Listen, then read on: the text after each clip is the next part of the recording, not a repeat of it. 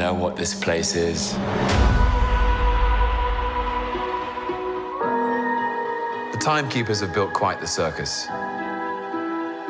And I see the clowns are playing their parts to perfection. Big metaphor guy. I love it. Makes you sound super smart. I am smart. I know. Okay. Okay.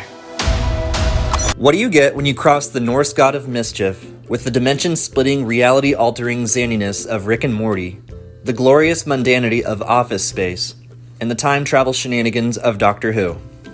You get the much-anticipated solo outing of one of Marvel's best and most dynamic villainous anti-heroes starring Tom Hiddleston, Sophia DiMartino, Richard E. Grant, Gugu Mbatha-Raw, Wunmi Mosaku, and Owen Wilson. That's what you get.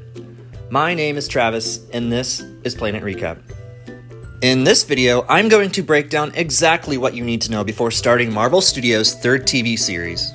Whether this is the very first MCU property you've been introduced to, or you're just a casual viewer of the series and need a quick brushing up, I'm here to fill you in on everything that's come before. Let's begin. So I can't truly dissect the preludes of Loki without first explaining a couple important matters. That being the Marvel Cinematic Universe, or MCU. A collection of so far 25 cleverly woven interlinked properties that begin with Iron Man in 2008 and has journeyed through until The Falcon and the Winter Soldier in 2021. The jump from film to television first began with WandaVision after Disney began its own streaming service in 2019, featuring both old and new content from Disney Animation, Pixar Animation, Marvel Studios, Star Wars, and Nat Geo.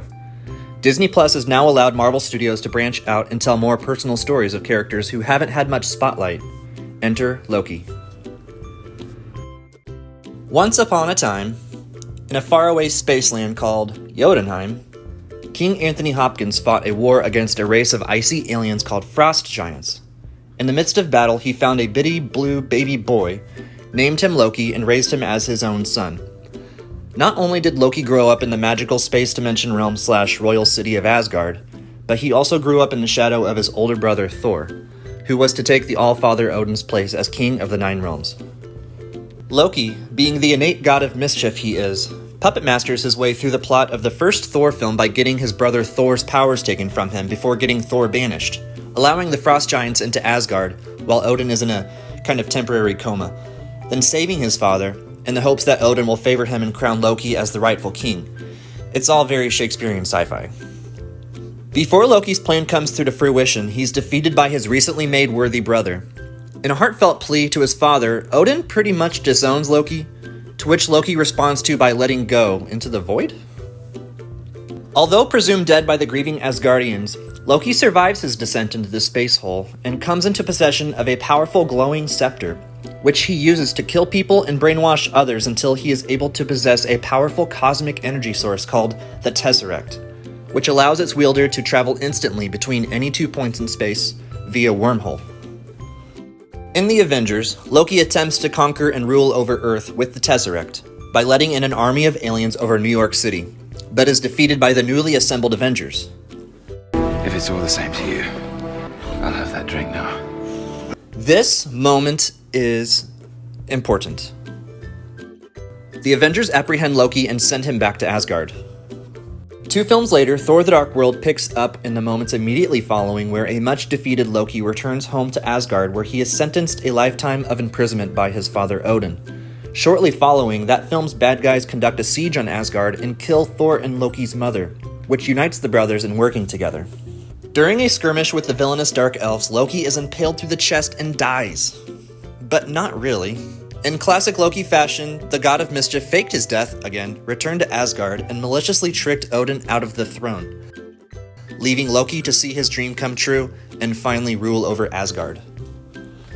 Loki's reign over Asgard ends a few years later in Thor Ragnarok, after Thor gets smart and outs him as the false Odin.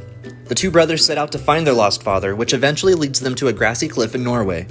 Odin greets his 2 sons, tells them both he loves them, passes away, and becomes a beautiful cloud of sparkly space dust. Odin's death releases Thor and Loki's older sister Hela from imprisonment. Hela, the goddess of death, swears revenge on the Asgardians by ruling Asgard as queen and stranding Thor and Loki on a wacky gladiatorial planet. On Sakaar, Thor fights his way out of the arena, Loki talks his way in with the Grandmaster. Both brothers work together to start a revolution and escape the trash heap planet.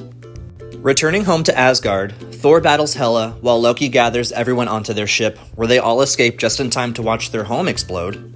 Setting their course for Earth, they are interrupted by a much larger ship and apprehended by a much more sinister threat. Cut to black. 2 films later, in the biggest team-up movie at that point, Avengers Infinity War, the film begins with a bang. Or should I say, crunch? Thanos, the Mad Titan, the big bad of the MCU, the one pulling the strings since the first Avengers film, enters the game. See, it was Thanos who gave Loki that aforementioned powerful glowing scepter so that Loki could get possession of the Tesseract for Thanos. The old you scratch my back, I scratch yours. But Loki lost it, so now Thanos is looking to collect. Fortunately, Loki does have the Tesseract, which he literally had just stolen from Asgard moments before it blew up. Like Abu stealing the lamp back from Jafar before Aladdin and them get stranded inside the Cave of Wonders. Why, you hairy little thief. Loki, being Loki, capitalizes on the moment and tries reasoning, convincing Thanos to let him join his side. His empty pledge of devotion is followed swiftly by a failed assassination attempt. Thanos sees right through Loki's trickster nature, picks him up by the throat, and squeezes. Helpless, Thor watches his brother get strangled to death before him. So Loki dies in this moment. No tricks, no illusions. Thanos even makes the comment, "No resurrections this time." Loki is dead. This Loki going forward is deceased.